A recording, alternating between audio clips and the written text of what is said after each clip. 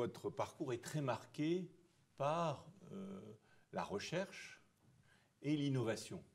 Alors qu'est-ce que c'est, au fond, qu'est-ce qui distingue peut-être la recherche de l'innovation, puisque vous avez été au CNRS, où là on est plus dans la recherche fondamentale, et ensuite dans des projets beaucoup plus tournés vers la concrétisation, la recherche appliquée. On parle de grand R, de petit r, de grand D ou de petit d, selon qu'on met l'emphase sur la recherche fondamentale ou le développement. Alors au fond, quelle est votre expérience de ce glissement et pour vous, qu'est-ce que c'est que l'innovation finalement? D'abord, moi, je mettrais une distinction. Vous avez parlé de recherche fondamentale. Moi, j'ai fait de la recherche appliquée. Enfin, la recherche fondamentale, pour moi, elle se définit plutôt par le fait qu'on fait une expérience ad hoc pour vérifier une théorie. Si vous voulez, on conceptualise d'abord. Et la recherche appliquée, on a un objet complexe et on a une approche qui vise à le conceptualiser, et donc par une simplification, par une approche un peu réductionniste qui consiste à simplifier pour l'aborder. Donc moi, j'ai plutôt travaillé dans la recherche appliquée. Très bien. Ceci dit, de la recherche appliquée, on passe à la recherche-développement, qui, elle, doit se faire quand même fortement en lien avec l'industrie, ou sinon dans l'industrie. Je pense que ce passage-là, je l'ai vécu. J'ai été aussi en collaborant avec, et puis en étant intéressant d'ailleurs, quand on dirige des thèses, vous savez, les thèses qu'on appelle des bourses CIFRE, avec co-encadrement industriel, académique. Moi, j'ai été des deux côtés de la barrière. J'ai été encadrant académique de thésards qui faisaient leur recherche dans une industrie, et je suis passé de l'autre côté quand j'ai travaillé dans la recherche industrielle. Et je pense que cette transition, ces deux côtés doivent être, quand on fait une thèse CIFRE, il faut que les deux soient forts. Parce que s'il y en a un qui est faible, ben, l'étudiant va être utilisé, si l'académique est faible, l'étudiant ne va pas faire une thèse, il va être utilisé par l'industrie à autre chose. Et inversement, si l'industrie est faible, ben, il y aura certes une thèse, mais il n'y aura pas d'application au bout. Donc je pense que voilà, cette articulation doit être bien sentie. Après, l'innovation, c'est autre chose. C'est comment transformer finalement une idée ou une innovation, enfin, ou comment dire, un objet technologique nouveau en quelque chose qui va être valorisé en termes d'usage, et donc qui va aussi faire de la valeur, y compris économique. Donc c'est ce passage-là qui, lui, souvent est difficile quand finalement vous avez des chercheurs déçus qui ne sont pas pris en compte, qui ne sont pas, dont l'innovation ne débouche pas, parce que l'écosystème de l'innovation, il a des impératifs qui ne sont pas simplement techniques. Il y a derrière la sociologie, de l'économie, des business models, et tout ça doit marcher ensemble pour qu'il de comment mettre en place, comment prendre en compte la technologie, non seulement du point de vue anthropologique, mais du point de vue théologique aussi, c'est-à-dire comment la technologie fait partie de la création. Une création qui est voulue par Dieu pour le bonheur de l'homme, et l'homme en est co-créateur, et entre autres, il produit ces objets technologiques qui augmentent ses capacités ou qui démultiplient ses sens, mais qui doivent être quelque part aussi... pour quels sont les critères qui font que cette technique fait partie de la création ou va contre la création. Moi, je mettrais au premier plan qu'elle doit faire circuler la parole. Finalement, une technique qui est sans la parole, c'est une technique aveugle, c'est une idole. Et Dieu sait que dans la Bible, on parle beaucoup des idoles. Et je mets une distinction d'ailleurs par rapport aux deux notions qui ont été bien distinguées par Lévinas, le rapport le sacré et le saint. Le sacré, pour lui, pour Lévinas, c'est la sacralisation de l'idole, c'est l'objet devant lequel on s'incline, mais qui ne parle pas, qui n'a pas de bouche, qui ne parle pas. Le saint, ça nous vient de Dieu, et l'homme peut y participer. Donc c'est un don. C'est quelque chose qu'on reçoit. Donc moi je dirais, j'ai fait un article qui s'appelle « L'homme sacralise, Dieu sanctifie », pour montrer ces distinctions. Et je pense que comment mettre finalement la technique au service de la sanctification et non pas de la sacraliser. Et pour ça, ça veut dire pouvoir qu'elle favorise le dialogue, la parole, l'échange de la parole. Et ça veut dire aussi que quand on a une technologie, il faut qu'on puisse en parler. Il faut qu'elle puisse être associée à ce grand débat qui doit associer les hommes, mais aussi ce qu'on appelle les non-humains. Les non-humains, ce sont bien entendu les animaux, animaux, les plantes, la biosphère. Ça a déjà été proposé par Michel Serres, comment faire associer finalement la biosphère à notre raisonnement, à nos débats. Mais il y a aussi les non-humains de la technique qui doivent avoir des porte-paroles. Et je pense que voilà, remettre la technologie au centre dans le jeu de... Le risque, comme vous l'avez d'ailleurs évoqué, c'est que les opérateurs de mobilité changent complètement et que ce ne soit plus la SNCF, ni Renault, ni les grands constructeurs, mais Google.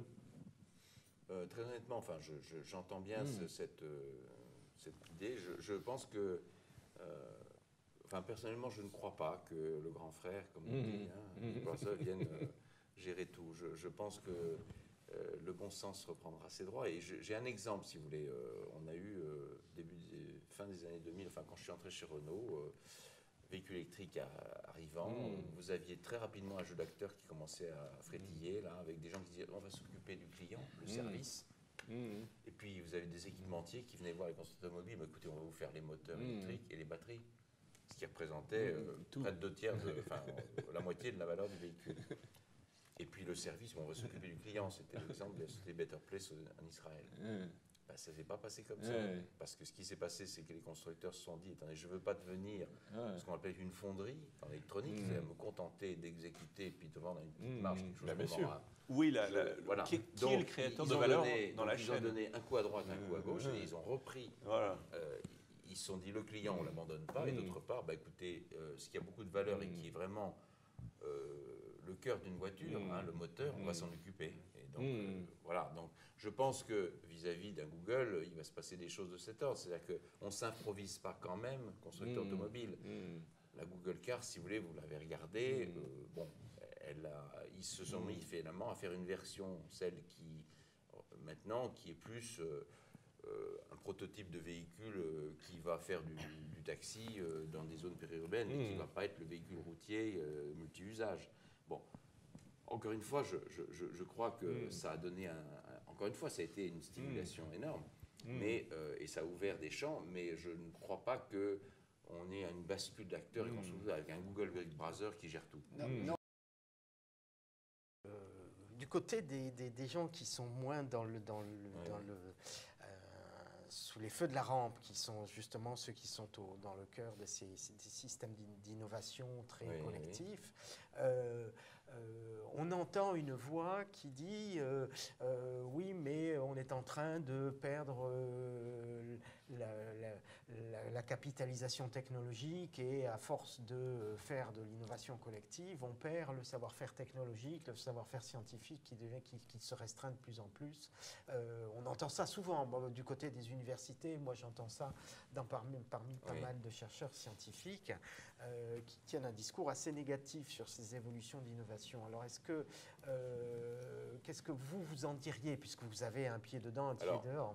Donc, moi, ce que je vois, si vous voulez, c'est qu'il y a des changements enfin, prenons l'exemple de Renault, il y a des spécialités techniques qui évoluent, bien entendu. Comme vous disiez, les seigneurs de la mécanique qui ont prévalu pendant un siècle, c'était plutôt le moteur à explosion.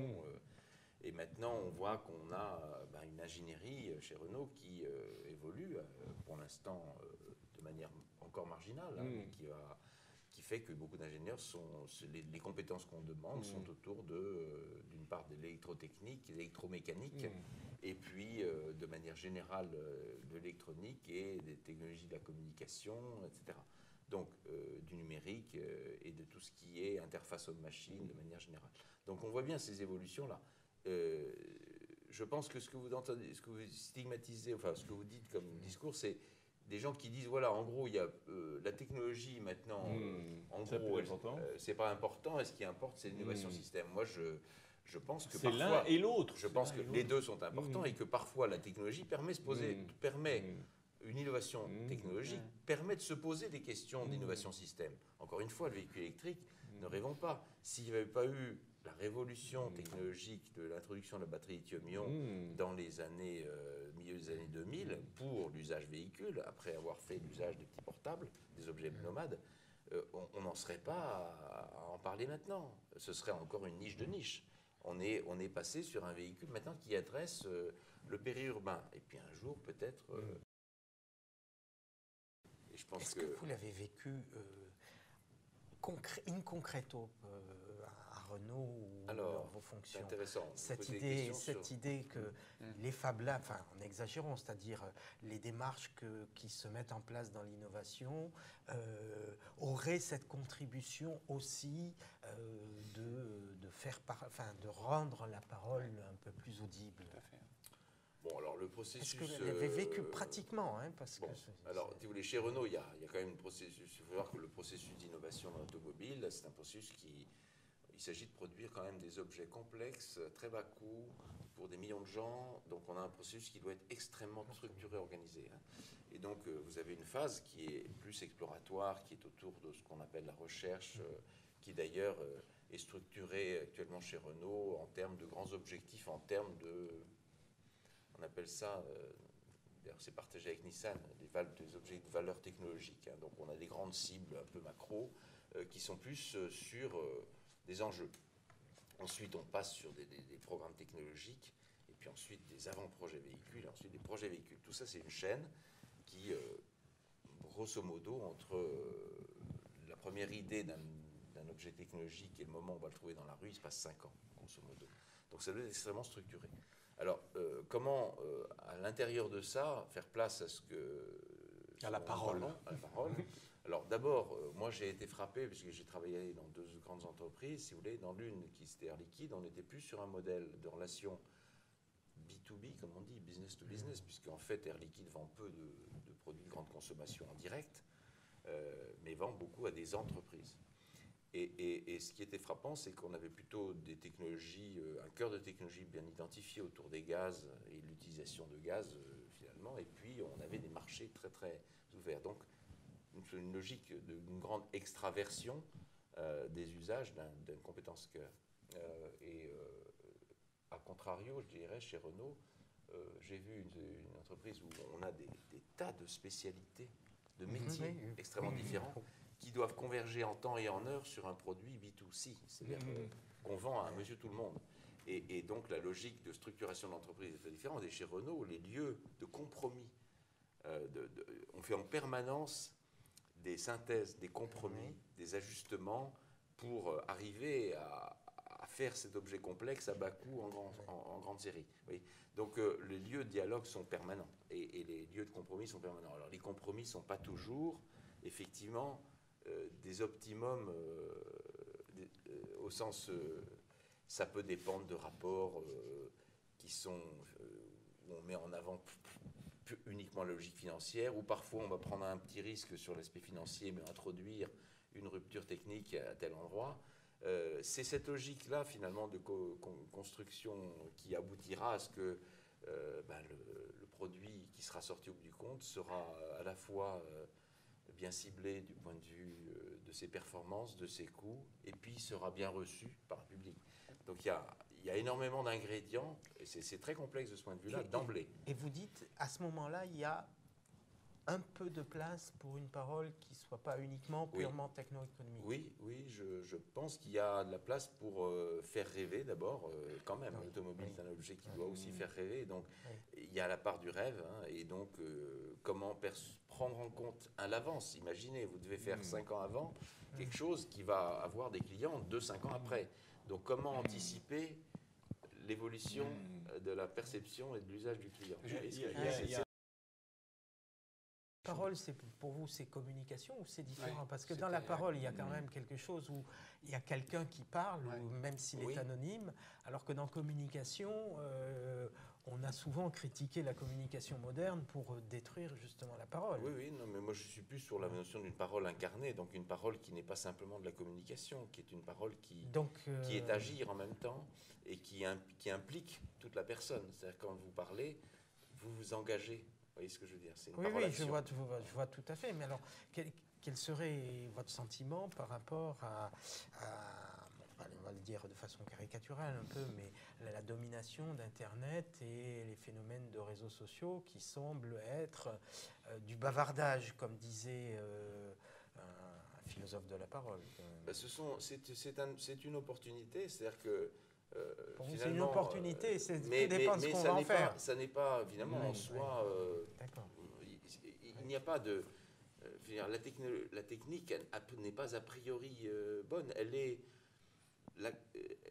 toute créature n'est ni bonne ni mauvaise a priori.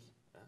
Simplement, c'est finalement par un processus, je dirais, de sanctification qu'elle advient, qu'elle contribue à cette bénédiction sur l'ensemble de la création. Et pour ça, il faut que justement, on passe finalement, pour ce qui concerne Internet, à du bavardage à un moment donné, la mise en relation réelle de gens qui contribuent à quelque chose qui est de l'ordre du bien commun. Donc, il y a des tas d'actions sur Internet qui peuvent aboutir à plus de bien, et il y en a d'autres qui sont délétères. Je pense que de ce point de vue-là, on est devant toute logique, on est devant le bien et le mal, et ça, je pense que ça a toujours fait partie de la création. Le bien et le mal coexistent, et l'enjeu de l'incarnation de la parole, c'est d'aller vers finalement le bien au service justement du plus pauvre. Pour moi, si vous voulez, la parole incarnée, c'est celle qui est au milieu des décombres d'un tremblement de terre, c'est celle qui est au milieu d'un camp de réfugiés, hein, et qui est au milieu d'un hôpital. Je pense que c'est là que je mettrais, de manière un peu schématique, l'enjeu de la parole incarnée et aux générations futures. C'est en laissant, c'est ce qu'on appelle la gestion du risque, c'est aussi les principes de précaution, c'est toutes ces choses qu'on met en place qui doivent être aussi l'objet de débat, hein, et qui ne doivent pas empêcher la décision en même temps. Donc il y a ça. Moi je dirais qu'il y a un autre ingrédient qui doit être pris en compte et qui fait objet qui est aussi un enjeu pour la mise en place de technologies et de la parole qui va avec, c'est que on est devant des possibilités de développement qui à chaque fois supposent aussi des choix et des investissements. Comment faire en sorte que ces décisions fassent place aux plus vulnérables, c'est-à-dire non seulement ne lui imposent pas des solutions qu'il subit, mais aussi permettent d'être, quand vous avez 10% de plus vulnérables, hein, si vous faites la loi de la majorité, ben, ils passent à la trappe. Et donc leur intérêt n'est pas défendu. Comment faire en sorte que ce qu'on met en œuvre soit au service de l'intérêt du plus vulnérable? Prenons l'exemple des choses que je connais un petit peu sur la mobilité ou l'énergie. Ben, comment avoir le souci des précaires au sens énergétique et au sens de la mobilité quand on invente un nouveau système de mobilité ou d'énergie? Donc cette transition énergétique, cette transition de la mobilité, comment la gérer en pensant à l'intérêt